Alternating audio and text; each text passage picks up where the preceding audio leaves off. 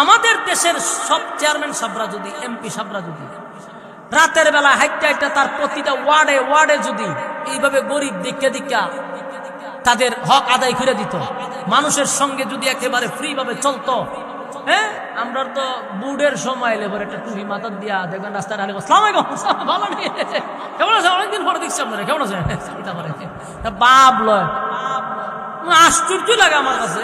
জীবনে টুপি পরে না, একটা টুপি কিনতে চাই, আসসালামু আলাইকুম, আসসালামু আলাইকুম হইতে আসসালামু আলাইকুম, হ্যাঁ মুসাফা করে, দোয়া করেন দোয়া করেন, এবারে হত্যান পরে টাকুন নিচে একটা ভাজা ফিলতে তোরা, হ্যাঁ আজান পড়ছি নি, স্যার ওখানে আজান পড়ছে না, কত মসজিদ হলো, মসজিদে গিয়ে নামাজ পড়ে ভিডিও করে যেটা সাইডা দেয় নেতায় খুব আমলি, ফুলের মতো পবিত্র আসেনি রকম।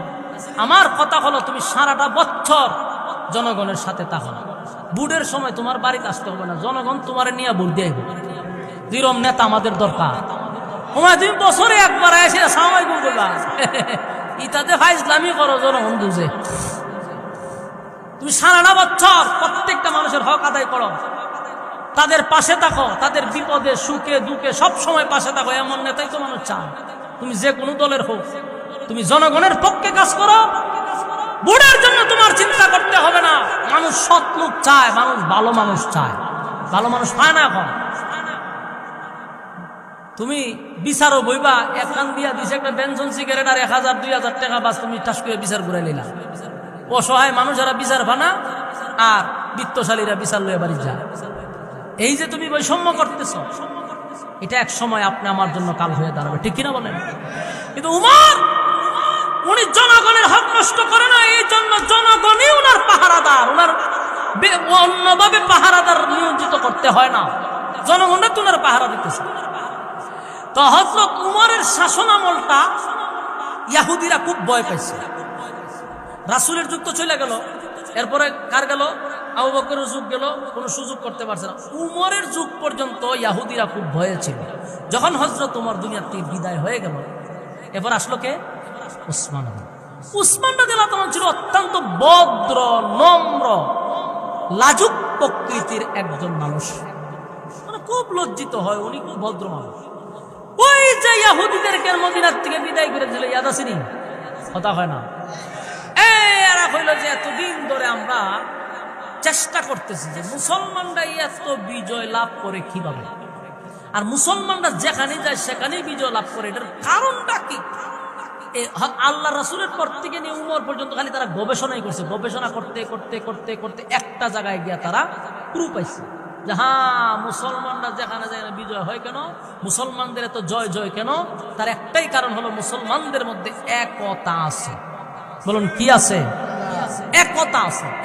একতার কারণে মুসলমানরা যেদিকে যায় সেখানে 1000 থাকলে ইহুদিরা আর 300 জনে 1000 রেসাইজ করে ফেলাই দেয়, 60,000-এর সঙ্গে 60 জন একাই যথেষ্ট হয়ে যায়। সুবহানাল্লাহ। মুসলমানদের মধ্যে আছে কি তা? তখন তারা ইহুদিরা গবেষণা করে বাইর করলো যে মুসলমানদের মধ্যে একতা আছে। এখন চিন্তা করলো যে এতদিন পরে যেহেতু আমরা গবেষণা করে পাইছি, উমরের আমল যেহেতু চলে গেছে, এখন আসছে উসমানের আমল। উসমান যেহেতু উনি লাজুক প্রকৃতির, নরম তবিয়তের মানুষ, এই সুযোগটাকে ইহুদিরা দুর্বলতা মনে করছে। দুর্বলতা মনে কইরা এখন তারা বলল যে মুসলমানদের সাথে আমরা অস্ত্র দিয়ে যুদ্ধ করে আমরা পারবো না, আমরা মুসলমানদের সাথে যুদ্ধ করতে হবে বুদ্ধিভিত্তিক যুদ্ধ, বুদ্ধি দিয়া যুদ্ধ করতে হবে, ব্রেন দিয়া, কারণ অস্ত্র দিয়ে তাদের সাথে পারবো না। এখন ব্রেনের খেলা কি? বলে মুসলমানদের যে ঐক্যটা, এটার মধ্যে একটা ফাটল তৈরি করতে হবে। মুসলমান যতদিন ঐক্য থাকবে, কোন শক্তি তাদেরকে পরাজিত করতে পারবে না। আমার কথা বুঝুন না আপনারা? মুসলমান যদি ঐক্য থাকে, কোন শক্তি তাদের উপরে কি করতে পারবে না, পরাজিত করতে পারবে না। ইহুদিরা বছরের পর বছর গবেষণা করে এটা বের করলো যে এখন আমাদের যুদ্ধ হবে ব্রেন দিয়ে, বুদ্ধি দিয়ে, আমরা তাদের ঐক্য নষ্ট করব, আমরা তাদেরকে এক হতে দিব না। ঐক্য নষ্ট করবো কেমনে? এখন মনোযোগ দিয়ে শুনবো। ইয়ামেন একটা দেশ আছে, বলুন কি দেশ? ইয়ামেন। ইহুদিদের মধ্যে, ইয়ামেনে যখন অনেক ইহুদি ছিল, এদের মধ্যে একটা ইহুদির নাম ছিল আব্দুল্লাহ ইবনে সাবা। বলুন লোকটার নাম কি? আব্দুল্লাহ ইবনে সাবা। ইয়ামেন থেকে সে ওই যে গবেষণা করে বাইর করছে, এটা এখন তারা মিশনে নামছে, এটা সাকসেস করতে হবে। এই আব্দুল্লাহ সাবা করলো কি ইয়ামেন থেকে ডাইরেক্ট মদিনায় এসে পড়ছে। কখন আসছে? যখন হযরত ওমরের ইন্তেকালের পরে যখন উসমান আসছে ক্ষমতায়, তখন সে মদিনায় আসছে। খুব মনোযোগ দিয়ে শুনেন, বিরক্ত লাগলে আমি ছেড়ে দিতেছি। এখন দেখেন এই আব্দুল্লাহ ইবনে সাবা করলো কি মদিনায় যায়। এখন শুনো, আমি ইহুদি ছিলাম, আজকের থেকে আমার ইহুদিবাদ, এখন থেকে আমি কালেমা পইরা ঈমান আনছি। এ কিন্তু আসলে ঈমান আনে নাই, এ লেবাস ধরছে। বলুন কি ধরছে? সমস্ত মুসলমানদের সামনে খাড়িয়ে বলল কি আমি ঈমান আনছি, ইহুদি ধর্ম ছেড়ে দিয়ে আজকের থেকে আমি মুসলমান হয়ে গেলাম। সব মানুষ তো তারে গ্রহণ করে নিছে। ইহুদি ছিল, আবার পণ্ডিত আছেন ইহুদিদের, মুসলমান হয়েছে, মানুষ তারে সদরে গ্রহণ করে নিছে। এখন এই লোকে করলো কি, খুব ইবাদত বন্দেগী করে, খুব ইবাদত বন্দেগী, নামাজ পড়ে।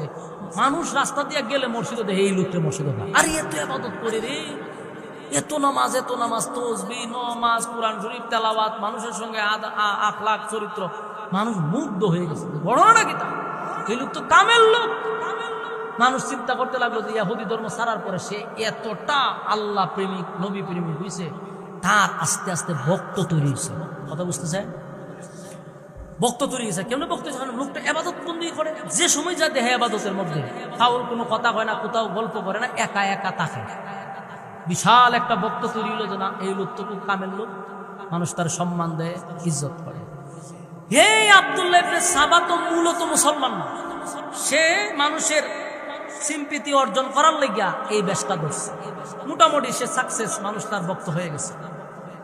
একদিন চিন্তা করলো যে মোটামুটি তো আমার সবাই পছন্দ করে, আমার একটা ভক্তবৃন্দ তৈরি হয়েছে। এখন এ উসমান রাদিয়াল্লাহু তাআলার কাছে গেছে।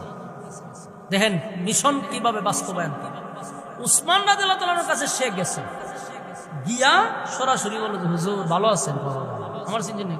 তোমার নাম তো শুনছি, আমি তো শুনতেছি তুমি মাশাআল্লাহ ইসলাম ধর্ম গ্রহণ করার পর থেকে তুমি তো খুব ইবাদত বন্দেগী করো, এটা লোক সমাজে শুনছি, ভালো। উসমান রাদিয়াল্লাহু বলতেছে। আব্দুল্লাহ ইবনে সাবা কইতে, হুজুর এই রাষ্ট্রের কোন ছোট্ট একটা কাজকে আমার দেওয়ান যায়, যদি যোগ্য মনে করেন তো আমার একটা দিলে আমি খেদমত করতাম। চিন্তা করে হযরত উসমান রাদিয়াল্লাহু তাআলা নবী সাহাবী, যেমন তেমন সাহাবী না, জান্নাতি সাহাবী, জান্নাতের সার্টিফিকেট করতে সাহাবী। উনি কতক্ষণ তার দিকে তাকাইছে, তাকায় এখন আমার দৃষ্টিতে তোমাকে যোগ্য মনে হয় না, এখনো তোমার শরীর থেকে ইহুদির ঘ্রাণ আমি পাই। সুবহান, বিজ্ঞ সাহাবী হযরত উসমান বুঝালাইছে যে এর লক্ষণ তো খারাপ। শুক্র 8 দিন হয়েছে আমার কাছে রাষ্ট্রীয় কাচ্চা, উনি বুঝে রাখছে না, তখন আমি তোমার যোগ্য মনে করি না। এই কথাটা এই আব্দুল্লাহ ইবনে সাবার মাইন্ডে মারাত্মক লাগছে যে বড় মজলিসে এরকম একটা বেজ্জতি করলো আমারে। এটা হ্যাঁ দাঁতও রাখছে দুষ্টা রাখিয়া আস্তে করে সরে গেছে, গিয়া আস্তে আস্তে তার যে বক্তব্য আছে ডাইরেক্ট করলে তো মার খাইব, আস্তে করে একটু তুল্লা দেয়। বাচ্চা নবীর বংশের মধ্যে ছিল হযরত আলী, উনি তো কুরাইশ বংশের না? বলে কুরাইশ বংশ। হযরত আলীর তো মাশাআল্লাহ যোগ্যতা আছে, এত যোগ্য থাকতে কুরাইশ বংশের হওয়ার পরে উসমান কেমনে খলিফা হইল বুঝায়? কেমনে কথাটি বুঝে দেখছেন, ডাইরেক্ট কয় না ওই কেমন হইলো বুঝলাম না, এমনি উসমান অনেক ভালো, কিন্তু আলী থাকতে এটা কিভাবে? মানে সাধারণ কিছু মানুষকে হালকা একটু দিয়া দিল উসমানের বিরুদ্ধে। এই শুরু হইল তার কাজ। এইভাবে আস্তে আস্তে আগাইতে আগাইতে মানুষদের এগুলো বলে, সরল মানুষগুলা যেগুলা মনে হয় একটু কম বুঝে, এরার কাছে দেখবেন আমরা দেশে কিছু ফির আছে, এরা শিক্ষিত মানুষের কাছে বেশি ভিড়তে পারে না। আপনি খেয়াল করে দেখবেন ভণ্ড যত ফির আছে, যেগুলোর কাছে বেড়ি যায়, চড়া যায়, গাঞ্জা মাঞ্জা দুলছে, এটির কাছে দেখবেন শিক্ষিত লোক নাই। গ্রামের সব কৃষক যত মূর্খ শ্রেণীর মানুষ আছে, এরার কাছে দেখবেন তাকে, কারণ এদেরকে বুঝাইতে এই সমস্ত বন্ডদের সুবিধা হয়, কিন্তু একজন শিক্ষিত মানুষ তো সে বুঝাইতে পারবে না, কথা হয় না। ঠিক কেমনে কইবেন এই রোগে আক্রান্ত তো কেন অনেকে আছে, আমি কেমনে কইতাম? কথাটা হইল বন্ডদের একটা হাতিয়ার হইল মূর্খ, যে এরা কোনো তর্ক করে না, কারণ এদেরকে গাইল করার জন্য যথেষ্ট, কিন্তু শিক্ষিত মানুষের কাছে এরা বেশি একটা জুইত পায় না। বাস্তব না বাস্তব? শিক্ষিত একটা লোকের বউ যদি গিয়া সেটা দেখা যায় হিসাবের হাও টিপে আতো সময়, তখন তো এরকম এই তো বন্ড, আমার বউ হের পাও সময়তে করে। কিন্তু মূর্খ এক ব্যক্তি করবো যেটা বরকত নিতেছে বাবার কাছ থেকে, এর রেডি বুঝা যায় বরকত নিতেছে। তাহলে হের মূর্খ মুরিদ দরকার না, এত শিক্ষিত মুরিদ হলে তোর বিপদ। এই জন্য এই আব্দুল্লাহ ইবনে সাবা শিক্ষিত ভালো মানের, যারা মনে করেন রাসূলের খুব কাছের, এরকম সাহাবীর কাছে ডরায়ও যান, একেবারে সরল সোজা মুসলমান, কোন রকম 5 ওয়াক্ত নামাজ পড়ে মসজিদে যায়, এরকম এর কাছে আলকাছে একটু লাগাই দেয় উসমানের ব্যাপারে। এরকম কথা ঠিক, আলীর তো যোগ্যতা অনেক, কুরাইশ বংশের, হাশিমি বংশের, কিন্তু উসমানের অন্য যোগ্যতা আছে, মানে ডাইরেক্ট বিরুদ্ধে জানে, একটু টেস্ট করে দেখছে যে কি পরিমাণে একটু তুলন যায়। কিছুদিন এইভাবে চলতে চলতে একজন সাহাবীর কাছে যখন গেছে বইলা ফেলাইছে উসমান কিভাবে খেলাফত পাইলো হযরত আলীর দেখা, ওই সাহাবী তো নবীর সাহাবী, টাস করে হাতে তুলে, রে তোর তো কথার লক্ষণ ভালো না, তোর মধ্যে তো ইহুদির গন্ধ পাওয়া যায়।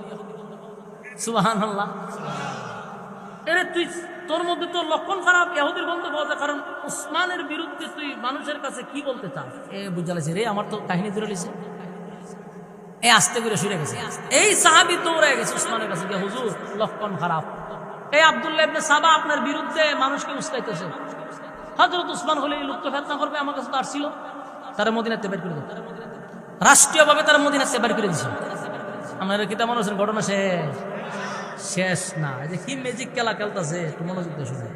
হেরা তো বিদায় করেছে মদিনার থেকে, এই সূরায় করলো কি, গেছে গা আপনার ইয়ত, ওই বসরায় গেছে, বসরায় গিয়ে এখানে আশ্রয় নিচ্ছে, এখানে থেকে কিছুদিন ইবাদত বন্দেগী এমন বাড়াইছে, আবার তার বক্তবিন্দু সংসারী সব বনাসি, লোকটা তো খুব আল্লাহ বলা বুজুর্গ মানুষ, তারা দাওয়াত দেয়, তার সঙ্গে কথাবার্তা বলে একটা টিম তৈরি গেছে।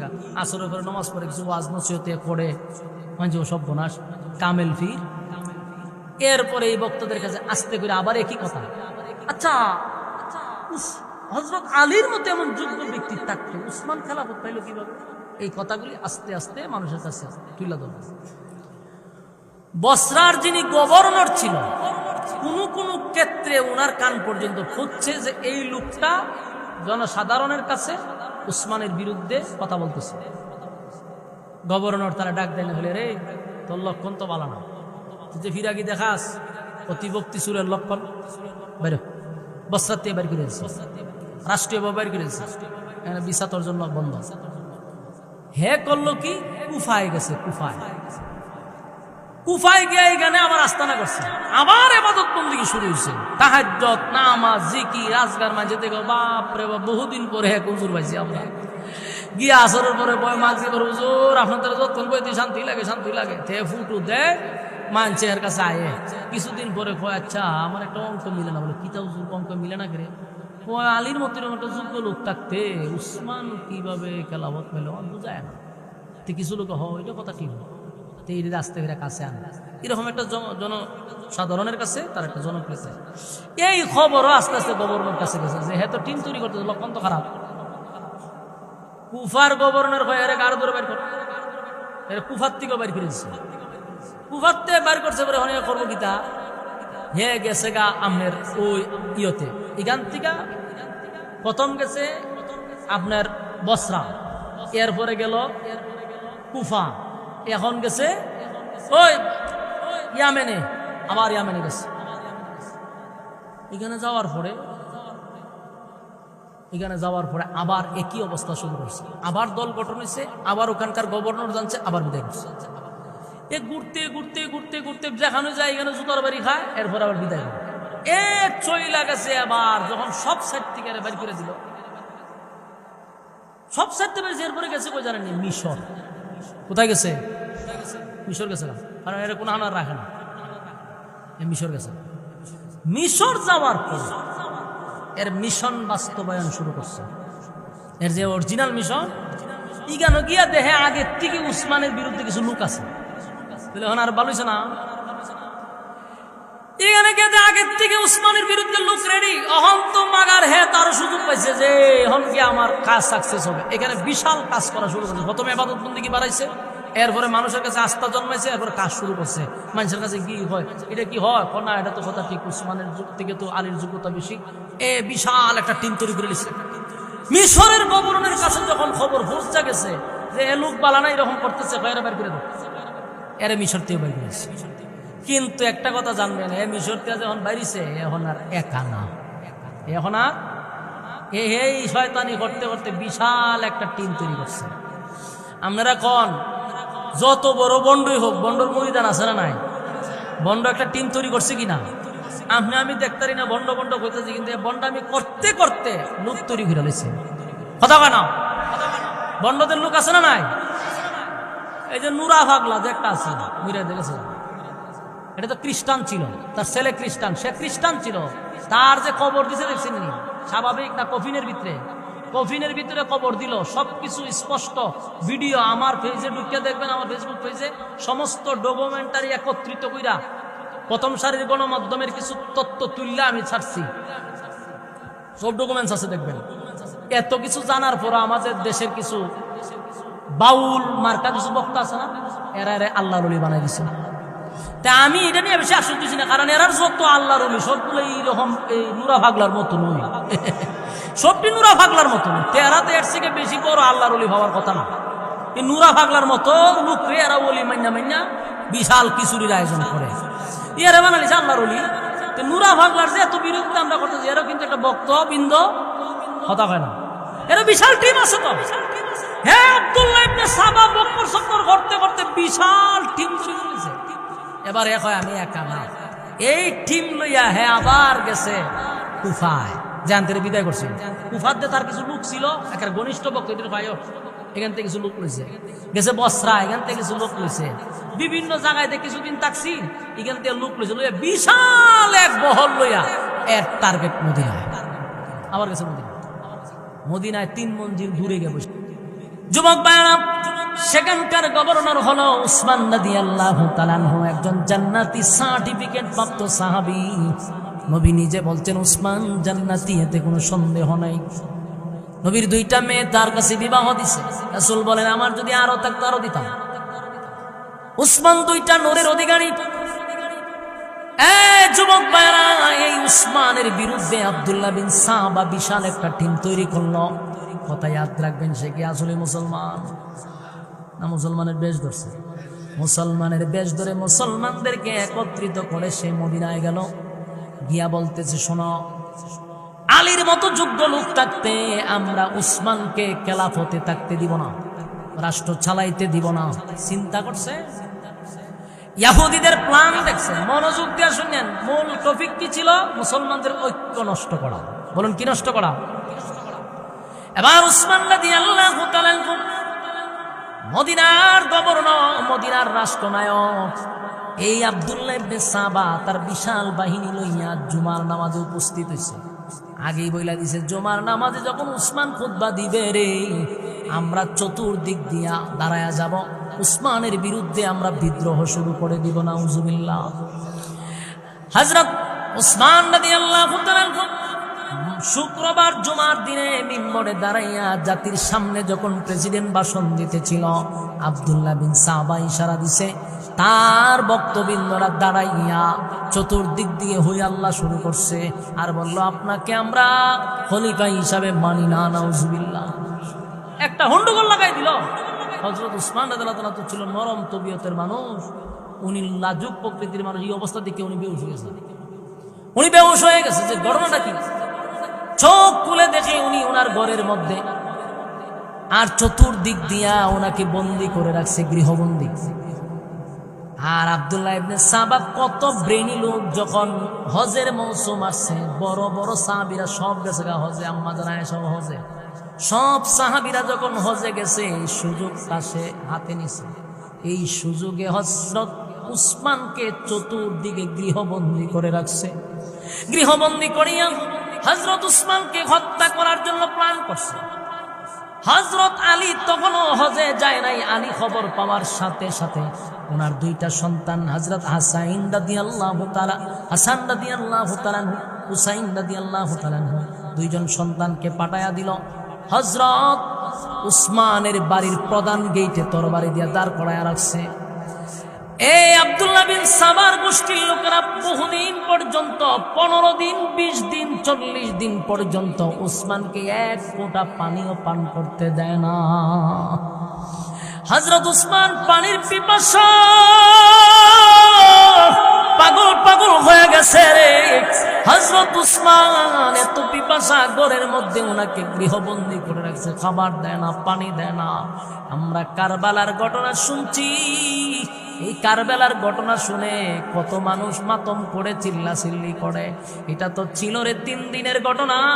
আর উসমানের ইতিহাস, শিয়া যারা শিয়া সম্প্রদায়, এরা উসমানের ঘটনাগুলাকে চাপায়া রাখে যেন এই ঘটনা মানুষের সামনে বলা না হয়। এরা শুধু হাসান হুসাইনের ঘটনা শুনাইয়া মানুষকে ইমোশনাল করে। অথচ 40 দিন পর্যন্ত উসমানকে গৃহবন্দী করে রাখছে আব্দুল্লাহ ইবনে সাবা। আব্দুল্লাহ ইবনে সাবার গোষ্ঠীদেরকে বলা হয় শিয়া। আব্দুল্লাহ ইবনে সাবার যারা অনুসারী ছিল এরাই পরবর্তীতে শিয়া হয়। আর এই শিয়ারা উসমানের ঘটনাকে সব সময় দামাচাপা দিয়া রাখে। উসমানকে দেখবেন তারা বিভিন্ন বিশুদ্ধার করে হযরত আলীকে ফুরাইয়া তোলার চেষ্টা করে। এটা আব্দুল্লাহ ইবনে সাবার পুরো পরিকল্পিত। এরাই হলো পরবর্তী শিয়া গোষ্ঠী। শিয়া কথা বুঝতেছে? ইতিহাস পড়বেন, আমি তো বলে গেছি আপনার ইতিহাস পড়বেন, ভৈরা ফাইলে আমার জানাই। এবার সংক্ষেপে বলি, লম্বা সময় চালাইছে আপনার। এবার মনোযোগ দিয়ে শুনেন, ঘটনা শেষ করি। ইডি যদি বলতে থাকি সারা রাত তো শেষ হবে না, অনেক ঘটনা। কিন্তু সংক্ষেপে বলি, প্রচন্ড গরম, আমি নিজেও একেবারে গোসল করে ফেলাইছি। এরপর আপনারা বসে রয়েছেন। আব্দুল্লাহ ইবনে সাবা করলো কি, 15 দিন 20 দিন পর্যন্ত পানি দেয় না।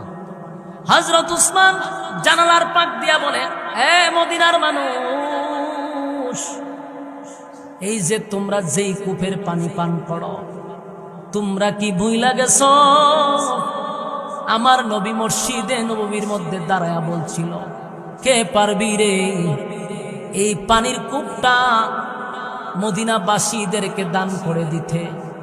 যে এই পানির কূপটা কিনে দান করে দিবে, আমি নবী ঘোষণা দিলাম কিয়ামতের ময়দানে হাউজে কাউসারের পানি আমি আর নবী তারে পান করাবো। হযরত উসমান বলেন, এ মদিনার মানুষ,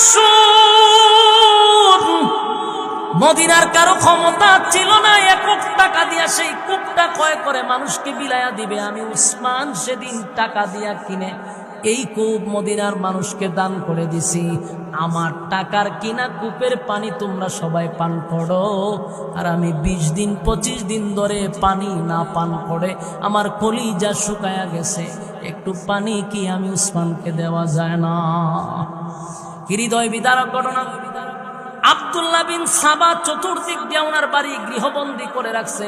বিদ্রোহীরা বিদ্রোহ শুরু করে দিল, উসমানকে পানি দেয় না।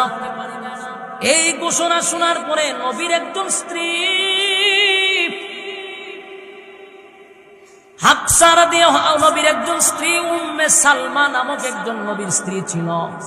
এটা শোনার পরে উনি দৌড়াইয়া একটু পানি মশকের ভিতরে নিয়া উনি উসমানকে দেওয়ার জন্য আসতেছিল। কিন্তু এই আব্দুল্লাহ ইবনে সাবার গোষ্ঠীর লোকেরা আম্মা জানকে পর্যন্ত আটকায়া দিছে। মহিলা দিয়া চেক করাইয়া বলছে পানি নিয়ে যেতে পারবেন না। পানি হযরত উসমানকে পান করতে দেয় নাই। কত নিষ্ঠুরতা করলো! যে উসমান জান্নাতীর সার্টিফিকেট প্রাপ্ত সাহাবী, এই শিয়ার গোষ্ঠীরা এমন ঘটনা ঘটাইছে। এখন তো শিয়ার বিরুদ্ধে কথা বলে জিব্বা খাইটা লায়, চিন্তা করছেন? এর বিরুদ্ধে কথা বলে রাস্তা তো জিব্বা খাইটা লায়। এই দিন না বাতিজা, দিন কিন্তু আরো রয়েছে, খালি শুরু হয়েছে। এখন বহু থাকনামি করছ, বহু নাকনামি করছ, উল্টা ফাল্টা করবা। এখন তো বয়ার স্থান আছে, বয়ার স্থানও পাইতাম না। কথা বুঝতেছ? বসার স্থানও পাইবা না যদি উল্টা ফাল্টা খালি করো। ভালো আছো বইয়া, ছাগল যাইতেছে, গরু যাইতেছে, খাইতে থাকো, আমরা বাধা দিতেছি না, ডিমও যায়, কিন্তু আঙ্গুল দিও না। কার কোথা আঙ্গুল দিছ হিসাব আসেনি। লে হইলাম সাবধানে থেকে, তোমরা ফিরাগি হলো অসুবিধা নাই। এরা তোমরা দ্বারা যারা যায় এরা তো তোমরা মার কাউ যাক না, লইয়া যা গুরু, গুরু ভালে হ্যাঁ গুরু লইয়া যা, ডিম ভালে ডিম, আমরা কোনো অসুবিধা নাই। কিন্তু আমরা আঙ্গুল দিও না, আঙ্গুল দিলে বিপদ আছে।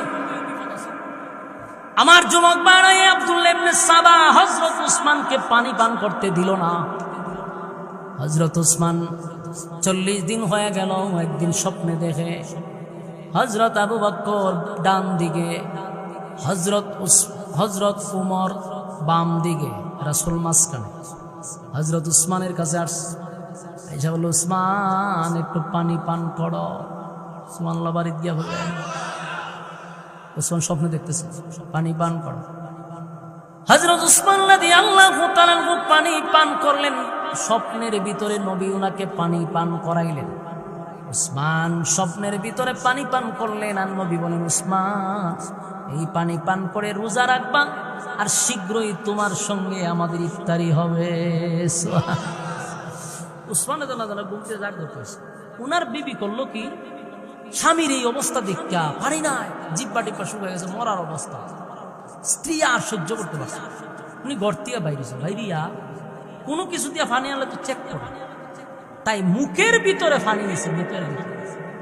মুখের ভিতরে পানি নিয়ে যে একটু মুখের ভিতরে পানি নিয়ে খাওয়াইতে হলে তোমার স্বামীর গলাটা বুঝবে।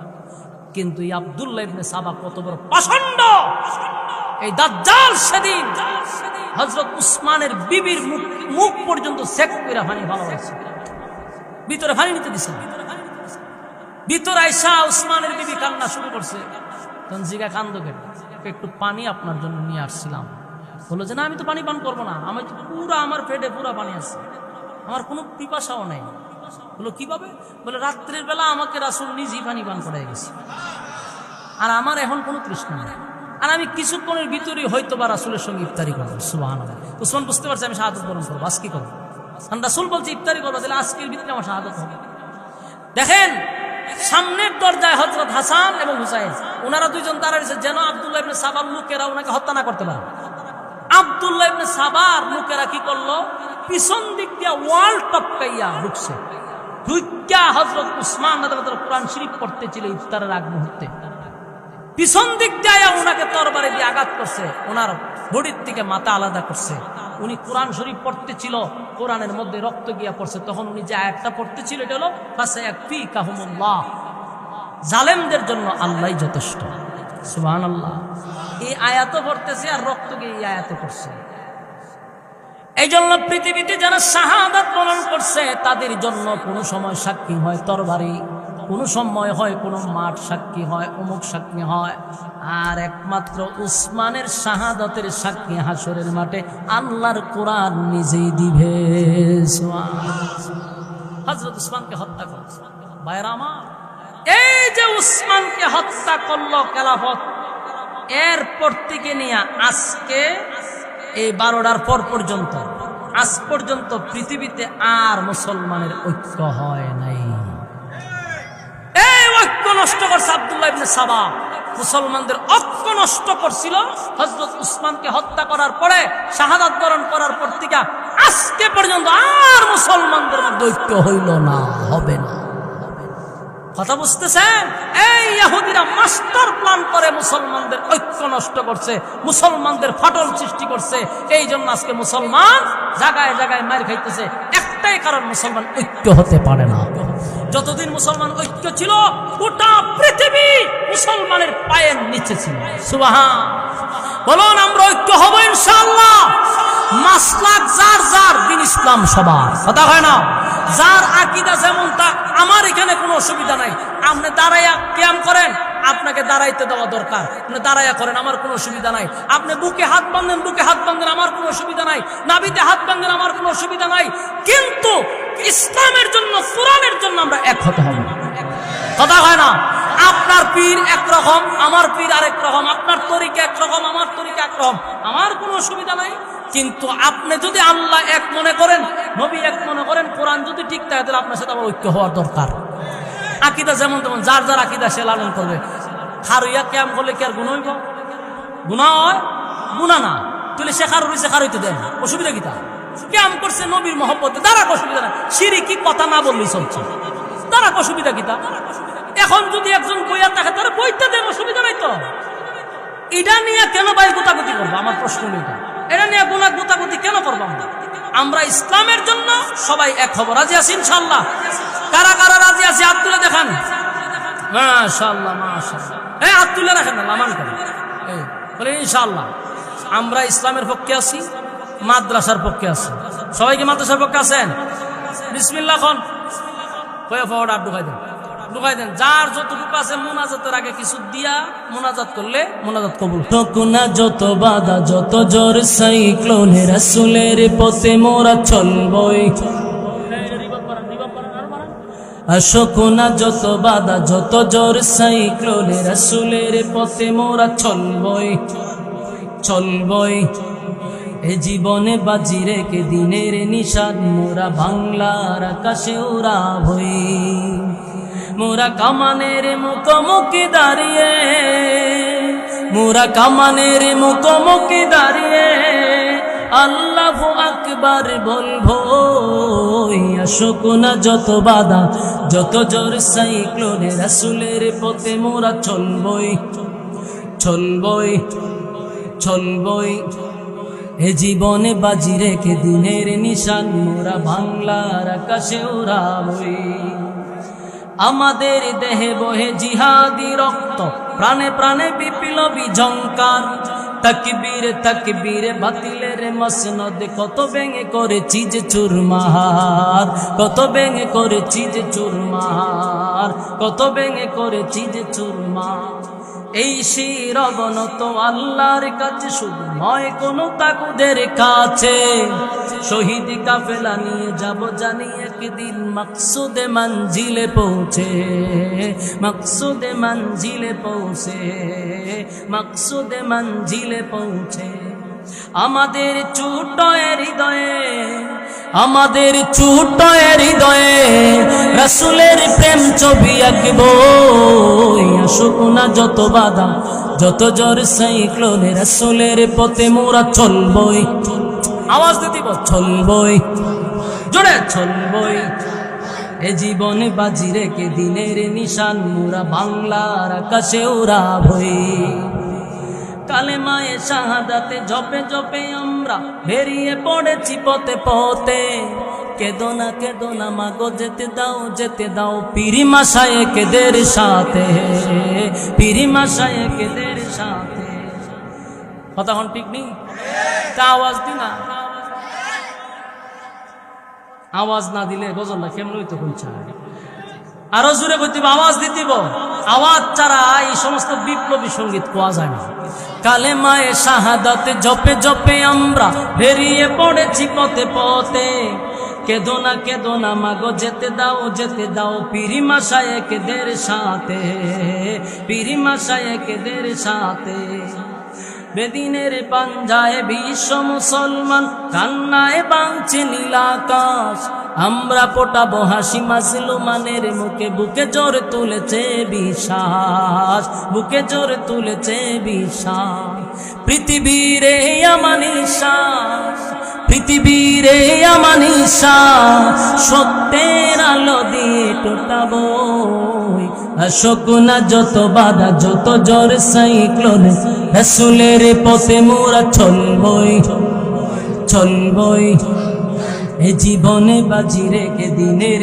নিশান মোরা বাংলার আকাশে উড়াবই মোরা কামানের মুখোমুখি দাঁড়িয়ে মোরা কামানের মুখোমুখি দাঁড়িয়ে আল্লাহু আকবার বলবো আসকুনা যত বাধা যত জোর সাইক্লোনে রাসূলের পথে মোরা চলবই চলবই এ জীবনে বাজি রেখে দিনের নিশান মোর বাংলার আকাশ